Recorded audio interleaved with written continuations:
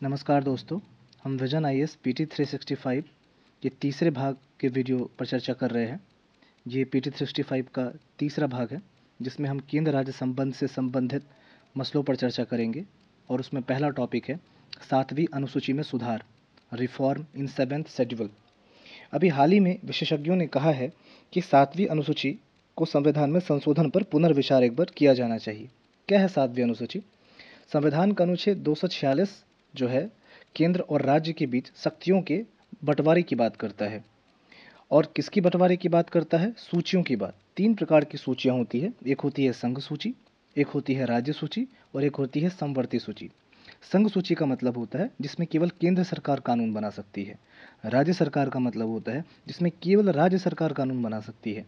और समवर्ती सूची का मतलब होता है जिसमें केंद्र और राज्य दोनों मिलकर कानून बनाएगी। एक और अनुच्छेद है, अनुच्छेद 248। यह संसद को अवशिष्ट शक्तियां प्रदान करता है इन सूचियों पर कानून बनाने के लिए। 7वीं अनुसूची में संशोधन कैसे होगा, इसके संबंध में जान लेते हैं। 7वीं अनुसूची में संशोधन की क्या क्या प्रक्रिया है? संविधान में एक अनुच्छेद है, अनुच्छेद 368। यह हमारे संविधान में संशोधन की ताकत देता है संसद को, अनुच्छेद 368। तो जब भी संशोधन होगा 7वीं अनुसूची में, तो संसद की विशेष बहुमत की आवश्यकता पड़ेगी। इसमें संसद के विशेष बहुमत का मतलब होता है सदन के कुल सदस्यों का बहुमत और सदन में उपस्थित तथा मतदान करने वाले सदस्यों का कम से कम 2/3 बहुमत की जरूरत पड़ेगी जब भी 7वीं अनुसूची में संशोधन किया जाएगा। अब संशोधन विशेष बहुमत के माध्यम से जो होता है, किन किन का जो संशोधन जो है वो विशेष बहुमत के माध्यम से हो सकता है। पहला, राष्ट्रपति का निर्वाचन, इसे विशेष बहुमत की आवश्यकता पड़ेगी जब भी इसमें संशोधन किया जाएगा। संघ और राज्य की कार्यकारी शक्ति का विस्तार, इसमें भी विशेष बहुमत की आवश्यकता पड़ेगी। सुप्रीम और हाई कोर्ट के संबंध में जब भी कोई प्रकार का, जैसे कि जजों की नियुक्ति की बात की जाती है, ये संसद कर सकती है, लेकिन ये जब भी करेगी तो विशेष बहुमत के द्वारा ही कर सकती है। संसद में राज्य का कितना प्रतिशत प्रतिनिधित्व होगा, ये भी विशेष बहुमत की जरूरत पड़ेगी। और संविधान का संशोधन करने की संसद की शक्ति, मतलब खुद अनुच्छेद 368 में ही संशोधन कर देना, इसमें भी विशेष बहुमत की आवश्यकता पड़ेगी। अब 7वीं अनुसूची के बारे में अगर हमने जाना है, थोड़ा समझ लेते और कौन कौन सी सूचियां हैं या अनुसूचियां हैं। लगभग हमारे भारतीय संविधान की विशेषताओं में 12 अनुसूचियों का जिक्र किया गया है। इसको याद रखने का एक ट्रिक है, tears of old PM, tears of old PM, TEARSOFOLDPM, tears of old PM. T से क्या होता है? Territories and state. तो इसमें जो है केंद्र शासित प्रदेश और राज्यों के बारे में बात किया गया है पहली अनुसूची में। दूसरा का ई का मतलब होता है एम्यूलमेंट। एम्यूलमेंट का मतलब होता है जो भी पद हैं, उसके भत्ते, उसकी जो परिलब्धियां हैं, उसके बारे में जो बात की गई है वो अनुसूची दूसरे में की गई है। अनुसूची 3 में, शेड्यूल 3 में बात किया गया है अफर्मेशन एंड ओथ का। जितने भी महत्वपूर्ण पद हैं, चाहे राष्ट्रपति का हो, राज्यपाल का हो, जितने भी बड़े बड़े पद हैं, वो लोग जो शपथ लेते हैं, उस शपथ का चर्चा अनुसूची 3 में किया गया है। इसके अलावा अनुसूची 4 में राज्यसभा सीट एलोकेशन की बात की गई है। राज्यसभा में जो सीटों का आवंटन होगा वो अनुसूची 4 में है। अनुसूची 5 में शेड्यूल्ड एरिया की बात की गई है। अनुसूचित जाति और अनुसूचित जनजाति के क्षेत्रों में प्रशासन के संबंध में अनुसूची 5 में जिक्र किया गया है। इसके अलावा जो अदर ट्राइबल एरियाज है और जो जनजातीय क्षेत्र हैं, उसके प्रशासन के संदर्भ में अनुसूची 6 में बात की गई है। और वो अदर ट्राइबल एरियाज कौन कौन से हैं? AMTM। AMTM का मतलब होता है अरुणाचल प्रदेश, मिजोरम, त्रिपुरा और एक और कोई है, आप बताइएगा, मुझे ध्यान में नहीं आ रहा है, मेघालय शायद हो सकता है। 8वीं अनुसूची में ऑफिशियल लैंग्वेज की बात की। जैसा कि हम जानते हैं कि 22 भाषा को ऑफिशियल, औपचारिक भाषा का दर्जा दिया गया है हमारे भारतीय संविधान में। तो ऑफिशियल लैंग्वेज की बात की गई है अनुसूची 8 में। अनुसूची 9 में लैंड रिफॉर्म से संबंधित है, भू सुधार से संबंधित है। पहली अनुसूची में इसका पहले संविधान संशोधन में अनुसूची 9 को शामिल किया गया था, जिसमें भू सुधार से संबंधित थी, जवाहरलाल नेहरू ने किया था। अनुसूची 10 में डिफेक्शन से संबंधित है, दल बदल कानून है। दल बदल कानून के आधार पर जितने भी MP MLAज हैं, उसकी निरर्हता का जो प्रावधान है, उसकी अयोग्यता का जो प्रावधान है, वो अनुसूची 10 में अंकित किया गया है। अनुसूची 11 पंचायत से संबंधित है। पंचायतों की शक्तियाँ, उसके प्राधिकार, उसके दायित्व, उसकी जिम्मेदारियाँ, उसकी बातें अनुसूची 11 में की गई है।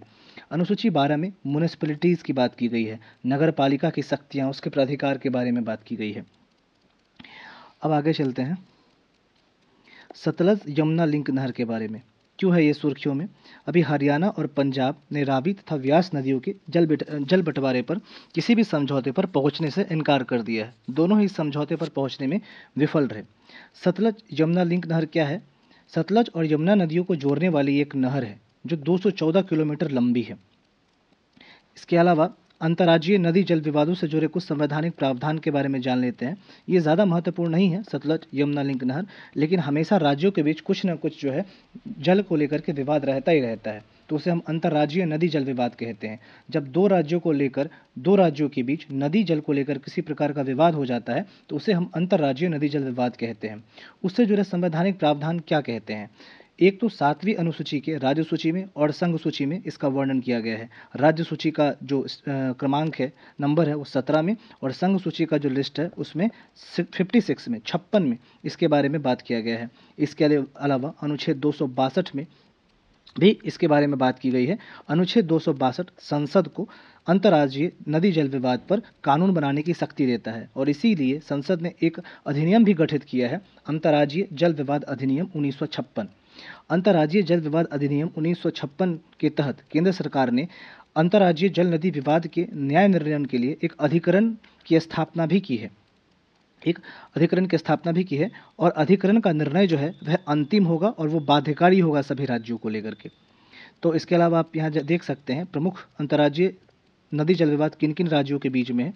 महत्वपूर्ण को मैंने यहाँ पर हाईलाइट कर दिया है, रावी, व्यास और सतलुज, ये नदी 3 है जिसको लेकर के विवाद है। पंजाब और हरियाणा, राजस्थान के बीच में। नर्मदा नदी को लेकर विवाद है, मध्य प्रदेश, गुजरात, महाराष्ट्र, राजस्थान के बीच। मांडेल या मंडोवी नदी के बीच है, गोवा, कर्नाटक, महाराष्ट्र।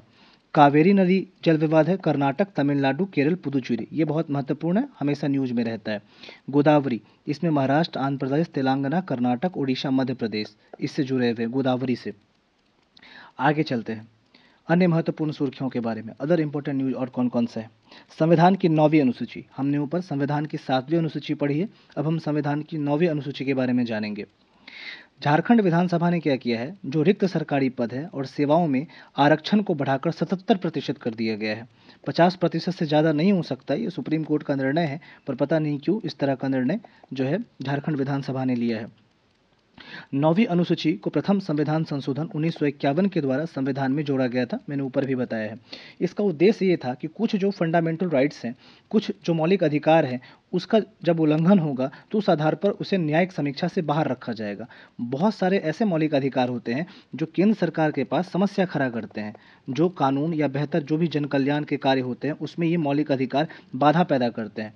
इसीलिए जवाहरलाल नेहरू ने पहला जो संविधान संशोधन था उसमें जोड़ करके 9वीं अनुसूची डाली, और इसका उद्देश्य था कि कुछ मौलिक अधिकार का अगर उल्लंघन होगा तो उस पर जो सर्वोच्च न्यायालय है वो न्यायिक समीक्षा नहीं कर सकेगी। न्यायिक समीक्षा का सीधा सा मतलब होता है कि सुप्रीम कोर्ट ये देखेगी कि वो जो कानून है वो कितना अपने आप में जायज़ है, कितना वैध है। हालांकि आईआर कोल्हू बनाम तमिलनाडु राज्य में सुप्रीम कोर्ट ने यह कह दिया कि 9वीं अनुसूची में कुछ भी अगर डाला जाएगा कोई भी, तो हम न्यायिक समीक्षा उसकी करेंगे। 1951 से 1973 तक तो नहीं हो रहा था न्यायिक समीक्षा, लेकिन 1973 में सुप्रीम कोर्ट ने अपने फैसले को बदला और कहा कि नहीं, हम न्यायिक समीक्षा उसकी भी करेंगे। इसके अलावा अब बात करते हैं अफस्पा के बारे में। अफस्पा जो है वह अशांत क्षेत्रों में कानून व्यवस्था को बहाल करने के लिए सशस्त्र बलों को विशेष शक्ति देता है। क्या इसका मेन जो काम होता है, इसका जो मुख्य काम है वह जो अशांत क्षेत्र है उसमें कानून व्यवस्था बहाल करने की बात इसका उद्देश्य है। इसके अलावा इसको अफस्पा अधिनियम 1958 की धारा 3 के तहत किसी भी राज्य या उसके क्षेत्र को अशांत घोषित किया जा सकता है। कोई भी राज्य जो है अशांत घोषित किया जाएगा अफस्पा अधिनियम 1958 की धारा 3 के तहत। अशांत क्षेत्र की घोषणा कौन करेगा? अशांत क्षेत्र की घोषणा करेगा राज्यपाल या केंद्र शासित प्रदेश का जो प्रशासक होगा वो, गवर्नर जिसको हम कह सकते हैं आप एक तरीके से, ठीक है। केंद्र शासित प्रदेश में गवर्नर नहीं होता है, एडमिनिस्ट्रेटर होता है, प्रशासक होता है, जबकि राज्य में राज्यपाल होता है, गवर्नर होता है। जबकि इसकी शक्तियाँ, प्रशासक की शक्तियाँ और राज्यपाल की शक्तियाँ एक ही होती है। बस ये यूटी में इसीलिए एडमिनिस्ट्रेटर है, ये राज्य में इसीलिए राज्यपाल है। इसके अलावा केंद्र सरकार, ये तीनों ही अशांत क्षेत्र की घोषणा कर सकते हैं। एक इंटर स्टेट काउंसिल बनाया गया अनुच्छेद 263 के तहत, अंतर्राज्य परिषद बनाया गया है। अनुच्छेद 263 क्या है, उसमें क्या बात की गई है? ये एक ऐसी परिषद की स्थापना करता है ये एक ऐसी परिषद की स्थापना करता है, साथ ही ये राष्ट्रपति को ऐसी परिषद द्वारा निष्पादित किए जाने वाले कर्तव्यों की प्रकृति को परिभाषित करने का भी अधिकार देता है। 1990 में सरकारी आयोग की सिफारिशों पर सरकारिया आयोग की सिफारिशों के आधार पर इसका गठन किया गया था। इसके बारे में ये बहुत महत्वपूर्ण है, ये जानना है। इसका गठन जो है संविधान के अनुच्छेद 263 के तहत राष्ट्रपति करता है, ये ध्यान रखने वाली बात है। संरचना इसकी क्या है? इसका अध्यक्ष प्रधानमंत्री होता है, लेकिन इसके सदस्य में सभी राज्य के मुख्यमंत्री और 6 केंद्रीय मंत्री भी शामिल होते हैं। राज्यों की इसका कार्य क्या है? इसका कार्य है राज्यों के बीच विवादों की जांच करना और उन्हें सलाह देना। मान लीजिए 2 राज्य के बीच किसी प्रकार का विवाद हो गया है, तो उसकी ये जांच करेगा ये परिषद और उन्हें सलाह देगा। इसके अलावा उन विषयों की भी ये जांच करता है जिसमें 2 राज्य के साझे हित शामिल होते हैं, जिससे दोनों राज्यों का भलाई हो, उसकी भी ये जांच करता है। एक न्यूज में और मुद्दा है अंतरण पश्चात राजस्व घाटा अनुदान, पोस्ट डिवोल्यूशन रेवेन्यू डेफिसिट। वित्त मंत्रालय ने 14 राज्यों को अभी पीडीआरडी अनुदान की 7वीं मासिक किस्त जारी कर दी है। अनुच्छेद 275 जो है वह राज्यों को पीडीआरडी प्रदान करने का अधिकार देता है। इसका उद्देश्य क्या है? अंतरण पश्चात राज्यों के राजस्व खातों में अंतर को पूरा करना। इसको अगर सामान्य भाषा में समझे तो जैसे मान लीजिए संसद है, संसद के पास अधिकार है कि अगर किसी राज्य के पास पैसों की कमी हो जाती है, कोई अवसंरचना का निर्माण कर रहा है, वो पुल बना रहा है, सड़क बना रहा है, और अगर राज्य के पास रुपये की कमी हो जाती है, तो वैसे समय में संसद जो है उसे सहायता के रूप में कुछ पैसे देती है, सहायता के रूप में कुछ रुपये देती है। इसी को हम सहायता अनुदान भी कहते हैं।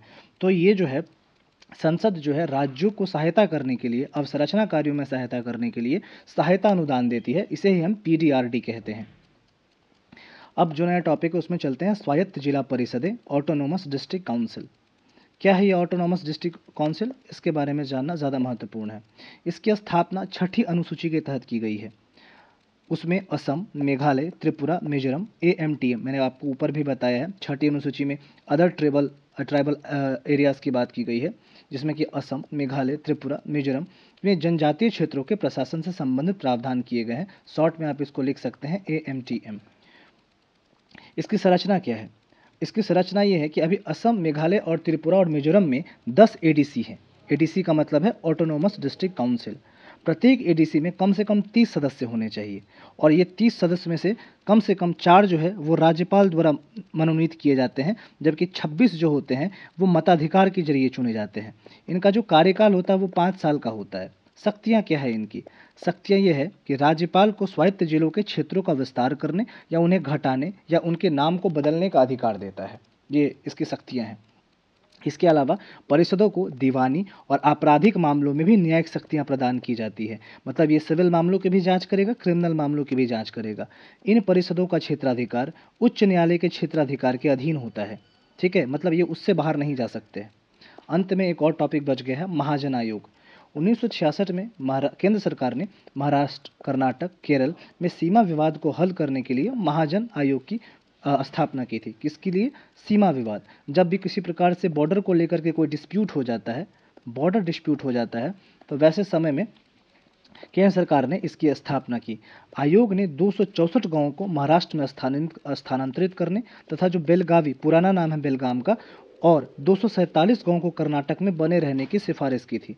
बेलगावी फिलहाल वर्तमान में कर्नाटक का हिस्सा है। तो आज के लिए इतना ही।